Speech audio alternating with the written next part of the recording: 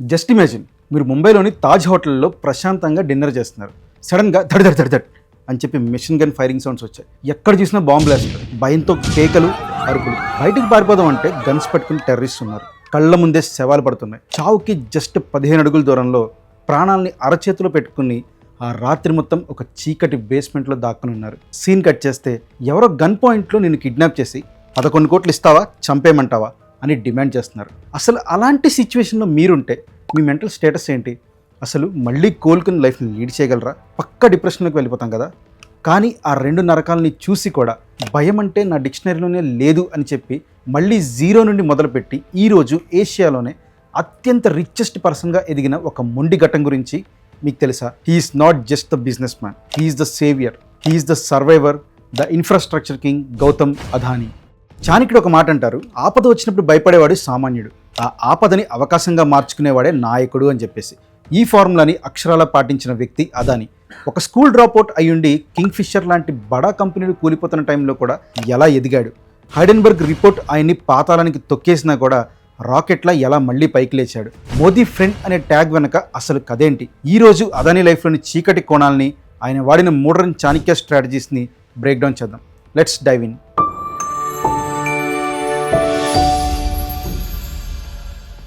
స్టోరీని 1980స్లో స్టార్ట్ చేద్దాం. అహ్మదాబాద్లో ఒక సాధారణ జైన్ కుటుంబం. గౌతమ్ అదానీకి చిన్నప్పటి నుంచే చదువు మీద ఇంట్రెస్ట్ లేదు. బీకామ్ సెకండ్ ఇయర్లోనే కాలేజ్కి టాటా బై బై చెప్పేశారు. జేబులో జస్ట్ 100 రూపాయలు పెట్టుకుని ముంబై ట్రైన్ ఎక్కేశాడు. అప్పుడు ఆయన వయసు జస్ట్ 18 ఏళ్ళు మాత్రమే. ముంబైలో మహీంద్రా బ్రదర్స్ దగ్గర వజ్రాలు చెక్కే వర్క్లో జాయిన్ అయ్యాడు. ఇక్కడే అదానీ తన అబ్జర్వేషన్ స్కిల్స్ని వాడారు. అక్కడ అందరూ వజ్రాలు పాలిష్ చేస్తుంటే ఈయన మాత్రం మార్కెట్ని బాగా స్టడీ చేశారు. బ్రోకరేజ్ ఎలా నడుస్తుంది, కమిషన్లు ఎలా వస్తాయి అన్నీ క్లియర్గా తెలుసుకున్నారు. జస్ట్ 3 ఇయర్స్లోనే, అంటే అదానికి 20 ఇయర్స్ ఏజ్ కల్లా ఓన్గా డైమండ్ బ్రోకర్ ఆఫీస్ని పెట్టారు. 80స్లోనే లక్షల రూపాయలు సంపాదించారు. లైఫ్ సెటిల్ రా మామ అనుకుంటాం మనమైతే. కానీ చాణక్యుడు చెప్పినట్టు సంతృప్తి లేనివాడే సామ్రాజ్యాన్ని స్థాపిస్తాడు. అదానికి కావాల్సింది అక్కడ వచ్చిన లక్షలు కాదు, కోట్లు. మళ్ళీ తిరిగి గుజరాత్ వచ్చేసారు. వాళ్ళ అన్నయ్య ప్లాస్టిక్ ఫ్యాక్టరీని రన్ చేస్తున్నారు. ప్లాస్టిక్ తయారు చేయడానికి కావాల్సింది పీవీసీ మెటీరియల్. అది ఇండియాలో దొరకదు, ఇంపోర్ట్ చేసుకోవాలి. అప్పుడు అదానీ ఆ రా మెటీరియల్ని నేనే ఇంపోర్ట్ చేస్తే, అది కూడా జస్ట్ మా అన్నయ్య ఒక్కడికే కాదు, దేశం మొత్తం నేనే ఇంపోర్ట్ చేస్తే ఎలా ఉంటుంది అనుకున్నారు. వెంటనే అదానీ ఎక్స్పోర్ట్స్ని స్టార్ట్ చేశారు. ఇక్కడే ఆయన చాణక్య నీతి 2ని వాడారు, అదే దుర్గం. చాణక్యుడు ఏమంటారంటే, ఎవరైతే రూట్స్ని కంట్రోల్ చేస్తారో వాళ్లే వ్యాపారాన్ని శాసిస్తారు అని. విదేశాల నుంచి మనకి సరుకు రావాలంటే పోర్ట్ కావాలి. అప్పట్లో గవర్నమెంట్ పోర్ట్లో ఫుల్ ట్రాఫిక్. అప్పుడే అదానీ ఒక డెసిషన్ తీసుకున్నారు, గేట్ లోపల వ్యాపారం చేయడం కాదు, ఆ గేట్ అయినా అదైతే ఇండియాలోకి వచ్చే ప్రతి సరుకు నా పర్మిషన్తోనే లోపలికి రావాలి అనుకున్నారు. మనం గట్టిగా అనుకుంటే ఏదో ఒక రూపాన నేచరే మనకు అవకాశం ఇచ్చింది. ఎగ్జాక్ట్గా అలాంటి అవకాశమే ముంద్రా పోర్ట్ రూపంలో అదానీకి వచ్చింది. గుజరాత్ గవర్నమెంట్ చిత్తడి నేలని పోర్టుగా మార్చాలని చెప్పి ఒక అనౌన్స్మెంట్ చేసింది. ఎవ్వరూ ముందుకు రాలేదు. అంటే మొత్తం బురదగా ఉండే ప్లేస్ అనమాట అది. సో అక్కడ ఒక పోర్ట్ని కన్స్ట్రక్ట్ చేయడం హైలీ కాంప్లికేటెడ్. కానీ అదానీ ఆ రిస్క్ తీసుకున్నారు, పోర్ట్ కట్టారు. ఈరోజు ఇండియాలో అతిపెద్ద ప్రైవేట్ పోర్ట్ ముంద్రా పోర్ట్. మనం వాడే బొగ్గు, ఆయిల్, గ్యాస్ ఇవన్నీ కూడా మ్యాక్సిమం ముంద్రా పోర్ట్ నుండే వస్తుంది. అలా హీ క్రియేటెడ్ ఏ మోనోపోలీ అనమాట. లైఫ్లో అంతా స్మూత్గా వెళ్తుంది అనుకున్న టైంలో విధి ఆయన్ని 2 సార్లు పరీక్షించింది. ఇక్కడే ఆయన చాణక్య నీతి 3 స్థిత ప్రజ్ఞ వాడారు. అంటే సుఖానికి పొంగిపోకూడదు, కష్టానికి కృంగిపోకూడదు అని చెప్పి ప్రూవ్ చేశారు. ఇది భగవద్గీతలో కూడా ఉంటుందన్నమాట. అసలు ఏం జరిగిందంటే 1998లో అప్పుడప్పుడే అదానీ పేరు మార్కెట్లో బాగా వినిపిస్తుంది. అండర్ వరల్డ్ కన్ను ఆయన మీద పడింది. 1998 జనవరి 1 ఎగ్జాక్ట్గా న్యూ ఇయర్ రోజున అదానీ కార్ని అడ్డగించి గన్నుని పాయింట్ బ్లాంక్లో పెట్టి కిడ్నాప్ చేశారు. డిమాండ్ 11 కోట్లు. కొన్ని రోజుల తర్వాత అదానీ తరఫు నుంచి ఆ 11 కోట్లు ఇచ్చిన తర్వాతే ఆయన వదిలేశారు.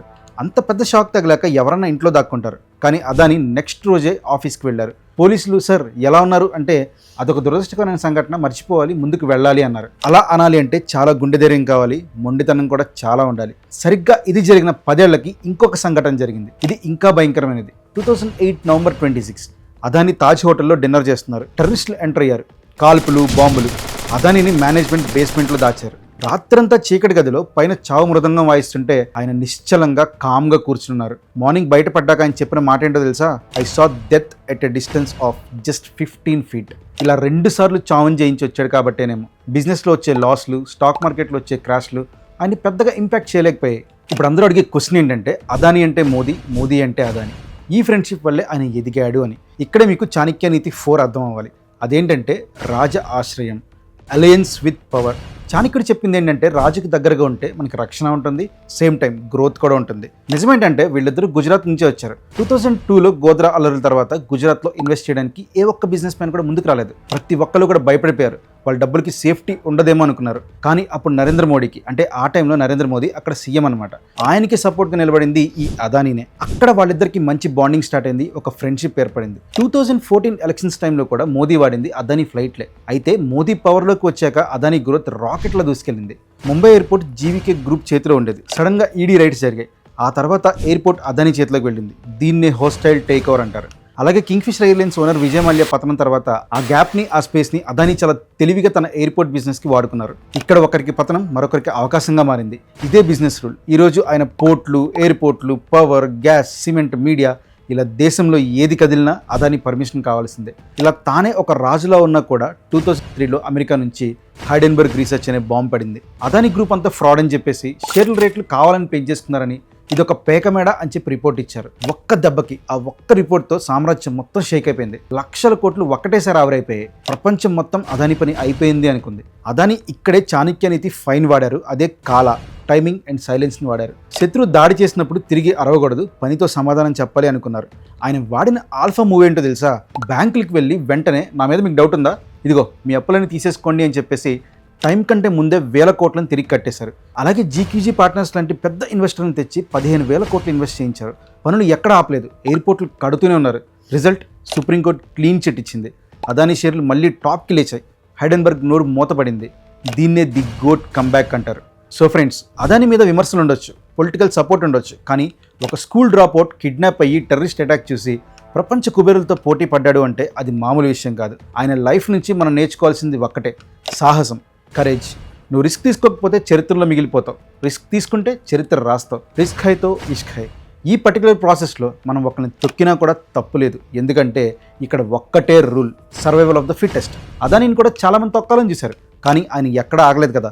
అండ్ అదానీ లైఫ్ నుండి మనం నెట్వర్కింగ్ అనేది ఎంత ఇంపార్టెంటో తెలుసుకోవాలి. మోదీ లాంటి ఫ్రెండ్స్, నెట్వర్కింగ్ ప్రతి ఒక్కరికి ఉండాలి. సో మీరు కూడా స్ట్రాంగ్ కనెక్షన్స్ని మెయింటైన్ చేయండి. అవి ఊరికే పోవు, అలాగే ఊరికే రావు కూడా. ఆ స్థాయిని మీరే సంపాదించుకోవాలి. ఆ పొజిషన్కి మీరు వెళ్తేనే అంత గ్రేట్ కనెక్షన్స్ మీకు వస్తాయి. అదానీ లైఫ్లో ఈ చాణక్య స్ట్రాటజీస్ మీకు నచ్చాయా? Adani never give up attitude మీకు నచ్చితే కింద కామెంట్స్లో బీస్ట్ మోడ్ అని టైప్ చేయండి. మరి నెక్స్ట్ వీడియో ఎవరి గురించో తెలుసా? చెన్నైలో పుట్టి ఒక చిన్న టూర్ హౌస్లో పెరిగి ఈరోజు ప్రపంచాన్ని తన వేళ్ల మీద ఆడిస్తున్న గూగుల్ బాస్ సుందర్ పిచాయ్ గురించి. ఆయన జస్ట్ ఒక సాఫ్ట్వేర్ ఇంజనీర్ మాత్రమే కాదు, ఒక లీడర్. ఆ స్టోరీ మీరు అస్సలు మిస్ అవ్వకూడదు. దాన్ని మిస్ అవ్వకూడదంటే ఇప్పుడే మన ఛానల్ని సబ్స్క్రైబ్ చేసుకోండి. మన ఛానల్లో కంటెంట్ మామూలుగా ఉండదు, మైండ్ బ్లాక్ అవ్వాల్సిందే. మీరు ఖచ్చితంగా సాటిస్ఫై అవుతారు. Until next time, think like Chanakya, act like Adani. జై హింద్.